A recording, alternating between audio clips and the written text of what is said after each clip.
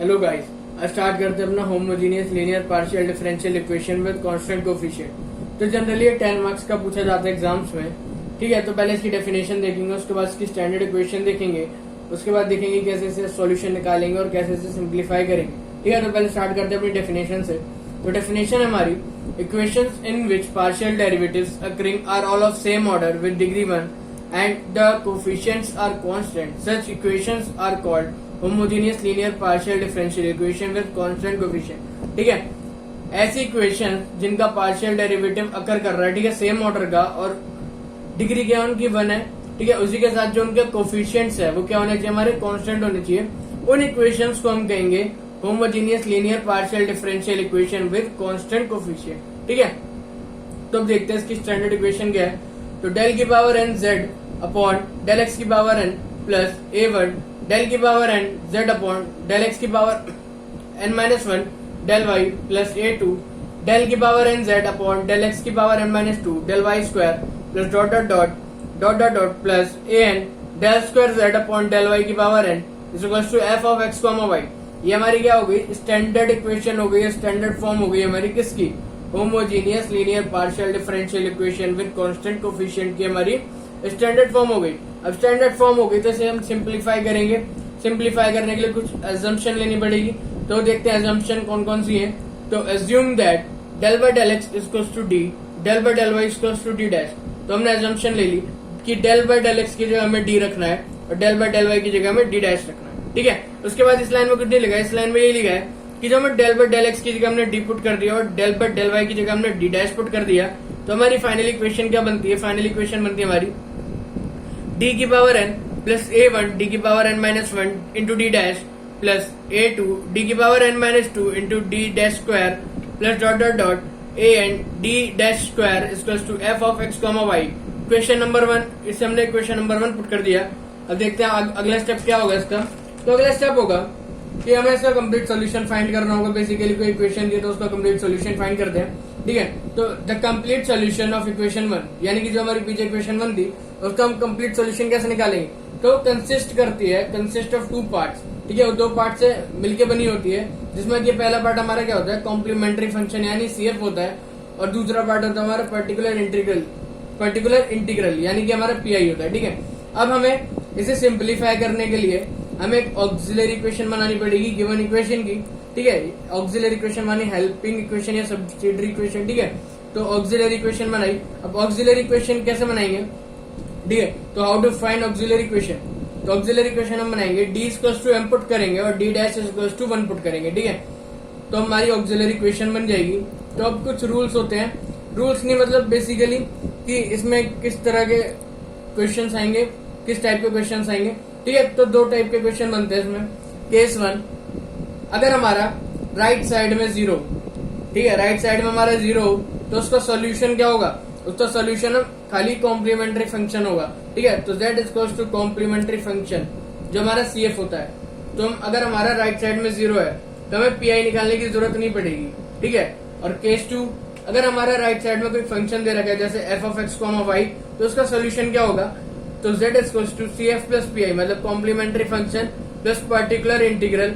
ये हमारा दोनों मिला के क्या होगा, हमारा कंप्लीट सॉल्यूशन होगा केस नंबर 2 का। अगर हमारा राइट हैंड साइड में कोई फंक्शन दिया होगा, ठीक है, यानी कि F of X comma Y अगर हमें दिया है तो हम उसका कंप्लीट सॉल्यूशन कैसे लिखेंगे, CF प्लस PI। ठीक है, PI हमारा पर्टिकुलर इंटीग्रल हो गया। ठीक है, अब CF निकालने के कुछ मेथड्स हैं, PI निकालने के कुछ मेथड्स हैं, तो उस पर फोकस करते हैं। तो methods to find complementary function. ठीक है, तो CF कंप्लीट इंटीग्रल भी कहते हैं कॉम्प्लीमेंट्री फंक्शन को। ठीक है, तो इसमें पहला केस है if auxiliary equation have different roots like m1 m2 and m3 dot dot dot and so on. ठीक है, अगर हमारे पास ऑक्सिलरी इक्वेशन के 3 डिफरेंट रूट है लाइक m1 m2 m3, तो उसका हम CF कैसे लिखेंगे, तो उसका हम CF लिखेंगे। ठीक है, CF is equals to f1 यानी कि function 1 bracket start y plus m1x bracket close plus f2 bracket start y plus m2x bracket close plus f3 bracket start y plus m3x plus bracket close plus dot dot dot. ये हमारा क्या होगा,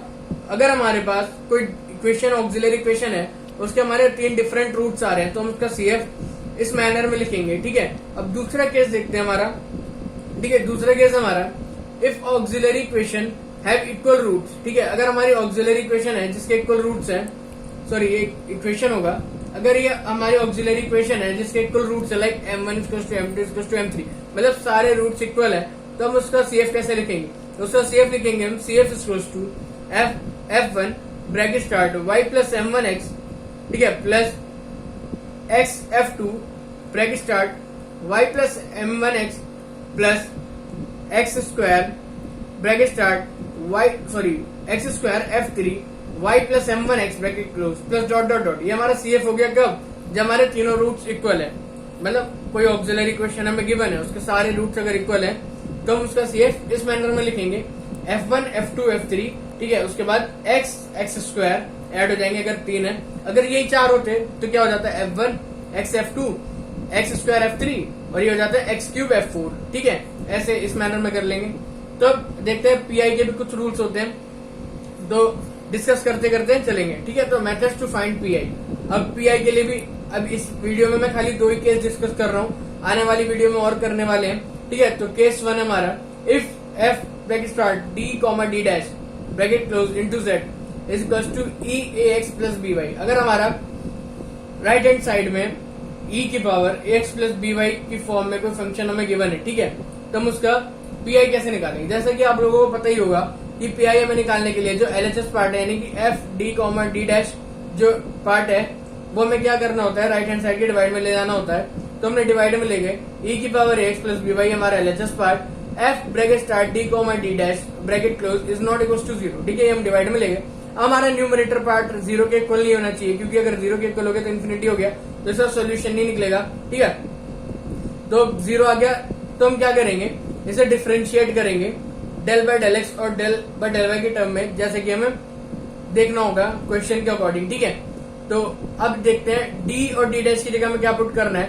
d की जगह हमें a put करना है और d' की जगह हमें b पुट करना है। तो d की वैल्यू हो गई a यानी x का कोफिशिएंट, d' हो गया हमारा b यानी y का कोफिशिएंट, ठीक है। अब हम वैल्यू पुट कर देंगे जब f, तो अगर वैल्यू पुट कर दी तो हो गया a, b हो गया। अब a, b हमें वैल्यू पुट करने के बाद जो हमारा फंक्शन है LHS पार्ट वो हमारा 0 के इक्वल नहीं होना चाहिए, ठीक है। अगर 0 के इक्वल हो गया तो हमें डिफरेंशिएट करना पड़ेगा with respect to any term, ठीक है। क्वेश्चन के अकॉर्डिंग देखेंगे तो इसमें वही लिखा है, ठीक है। अब हमने यहाँ पे x के रेस्पेक्ट में डिफरेंशिएट करा है तो ऊपर x आ गया, x × e की पावर ax + b y, यहाँ y लिखना भूल गया, ठीक है, upon f d, d' bracket close, ठीक है। तो ऐसे हम निकालेंगे अगर हमारे 0 के इक्वल हो गया। हमारे केस 2 है if f bracket start d, d' into z is equal to cos ax + by sin ax + by, ठीक है।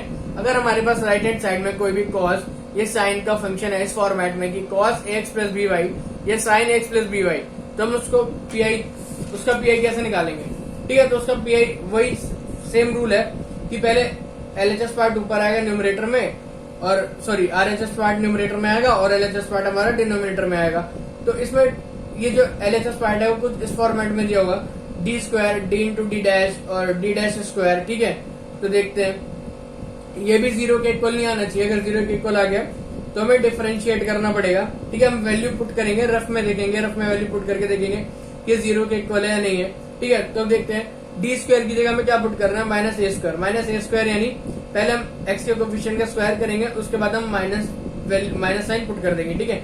और d' की जगह हम पुट करेंगे -ab, तो पहले ab का मल्टीप्लीकेशन जो कि a हमारा x का कोफिशिएंट है और b हमारा y का कोफिशिएंट है, ठीक है, उन दोनों का मल्टीप्लाई करके हम माइनस साइन पुट कर देंगे। और d' हमारा क्या हो गया -b², यानी y का कोफिशिएंट b, इसका स्क्वायर करके बाद में हम माइनस साइन पुट करेंगे, ठीक है। तो अपने क्वेश्चन से समझने की कोशिश करते हैं। तो क्वेश्चन हमारा del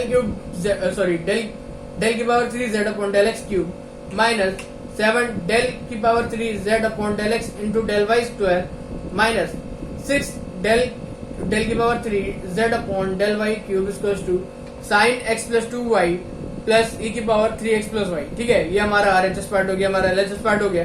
अब हमें ऐसा क्या करना है, हमें कंप्लीट सॉल्यूशन फाइंड करना है। तो कंप्लीट सॉल्यूशन फाइंड करने के लिए पहले हमें CF पार्ट चाहिए होगा। अब राइट हैंड साइड में 0 नहीं है तो हमें PI पार्ट भी निकालना पड़ेगा, ठीक है। इस क्वेश्चन में दोनों रूल्स कवर हो जाएंगे। तो पहले जल्दी इसका CF निकालते हैं। तो हमने इक्वेशन को सिंप्लीफाई करने के लिए मैंने आपको बताया था कि डेल बाय डेल एक्स को हम डी पुट कर रहे हैं और डेल बाय डेल वाई को हमें डी डैश पुट कर रहे हैं। ठीक है, तो डेल की power 3z upon del X cube को हमने डी क्यूब रख दिया, sorry del by del x की जगह डी रख दिया, क्योंकि डेल डी क्यूब और डेल बाय डेल वाई की जगह हमने क्या रखा, डी डैश। ठीक है, तो पूरी इक्वेशन हमारी बनती है D cube minus 7d into D dash square minus 6d dash cube is equal to sine x plus 2y plus E की पावर 3x प्लस वाई। ठीक है, अब हमें क्या करना है, इससे सिंप्लीफाई करने के लिए हमें एक ऑक्सिलरी इक्वेशन बनानी पड़ेगी। ऑक्सिलरी इक्वेशन हो गई हमारी डी इक्वल टू एम और डी डैश इक्वल टू 1, मतलब डी की जगह में एम पुट करना है और डी डैश की जगह में 1 पुट करना है, और ये आरएचएस पार्ट में क्या हो जाएगा, 0 हो जाएगा ऑक्सिलरी इक्वेशन में, क्योंकि हम अभी सीएफ फाइंड कर रहे हैं, अभी हम पीआई पे बात नहीं कर रहे हैं। ठीक है, तो डी की जगह हमने एम रख दिया और डी डैश की जगह हमने 1 रख दिया, तो हमारे पास इक्वेशन बनती है M cube minus 7m minus 6 equal to 0। अब इसके हमने रूट्स निकाल लिए सिंप्लीफाई करके, तो रूट्स आ गए हमारे पास -1, -2, 3। ठीक है, हमारे पास रूट्स आ गए। अब हमें रूट्स कैसे दिख रहे हैं, हमें तीनों ही डिफरेंट रूट्स दिख रहे हैं। ठीक है, -1 भी डिफरेंट है, -2 भी डिफरेंट है और 3 भी डिफरेंट है, तो 3 डिफरेंट रूट्स आ गए हमारे पास। अब इसका सीएफ कैसे लिखेंगे, तो सीएफ हम इस फॉर्मेट में लिखेंगे f1 bracket start y plus m1x bracket close plus f2 bracket start y plus m2x bracket close plus f3 bracket start y plus m3x bracket close. ठीक है, अब m1 m2 और m3 की value put कर देंगे, तो m1 की value होगी -1, m2 की वैल्यू होगी -2 और m3 की वैल्यू होगी 3। तो f1 y minus x plus f2 y minus 2x plus f3 y plus 3x, ये हमारा फाइनल सीएफ हो गया किसका, हमारी गिवन इक्वेशन का। ठीक है, अब चलते अपने पीआई की तरफ। तो pi sine x plus 2y plus E की पावर 3x प्लस वाई हमारा आरएचएस पार्ट हो गया। ठीक है, डिनोमिनेटर में क्या आ गया, एलएचएस पार्ट हो गया, जो कि हमारा D cube minus 7d into D dash square minus 6d dash cube. ठीक है, हमारा एलएचएस पार्ट हो गया, हमारा आरएचएस पार्ट हो गया। हमें क्या करना है, हमें कॉम्प्लेक्स नहीं बनाना, तो इसे हम सिंप्लीफाई कर लेंगे ताकि हम गलती ना करें, तो हम इसे सेपरेट कर लेंगे। जो हमारा आगे सेपरेट करने के बाद sine x plus 2y upon D cube minus 7d into D dash square minus 6d dash cube. ठीक है, प्लस ई की power 3x plus Y upon D cube minus 7d into D dash square minus 6d dash cube. ये हमारा आ गया, दो part में break हो गया, तो हमने सिलेक्ट कर लिया I1 और सिलेक्ट कर लिया I2। ठीक है, अब हमारा पीआई क्या हो जाएगा, पीआई हो जाएगा हमारा I1 और I2 का सम। तो पहले निकालेंगे I1 और बाद में निकालेंगे I2। तो चलते अपना I1 निकालने की तरफ। ठीक है, तो I1 हो गया हमारा sine x plus 2y upon D cube minus 7d into D dash square minus 6d dash cube. ठीक है, अब मैंने आपको बताया था कि डी स्क्वायर की जगह में क्या रखना है, माइनस ए स्क्वायर रखना है, डी इंटू डी डैश की जगह में रखना है minus A B, D dash square की जगह में रखना है माइनस बी स्क्वायर। तो हम वैल्यू पुट कर देंगे। वैल्यू पुट करने से पहले से अगर आप खोलना चाहें तो खोल सकते हैं, ताकि आप गलती ना करें कि आप डी क्यूब की वजह से कंफ्यूज हो जाए कि डी स्क्वायर की वैल्यू पुट करनी थी तो डी क्यूब के आगे। ठीक है, तो D into D square minus 7d into D dash square minus 6d dash into D dash square. ठीक है, अब हमने वैल्यू पुट कर दी, तो sign x plus 2y upon D. ठीक है, अब हमें क्या करना है, डी स्क्वायर की जगह माइनस ए स्क्वायर पुट करना था, तो x की वैल्यू क्या हो गई, सॉरी a की वैल्यू क्या है, x का कोफिशिएंट था, x का कोफिशिएंट 1 है, उसका स्क्वायर करा तो 1 स्क्वायर हो गया, 1 का स्क्वायर 1 होता है, उसके आगे हमने माइनस साइन पुट कर दिया, तो हो गया d इंटू माइनस 1 का स्क्वायर। ठीक है, माइनस 1 का होल स्क्वायर नहीं है, ये माइनस 1 का स्क्वायर है। ठीक है, माइनस का स्क्वायर नहीं है। फिर minus 7 into minus 1 into 2 minus 6d dash into minus 2 का स्क्वायर। यहाँ पे भी ध्यान रखना है कि माइनस 2 का होल स्क्वायर नहीं है, ये खाली 2 का स्क्वायर है। उसके बाद हमने माइनस साइन पुट करा है। ठीक है, अब सिंप्लीफाई करके हमारे पास आता है sine x plus 2y upon minus d plus 14d dash plus 24d dash.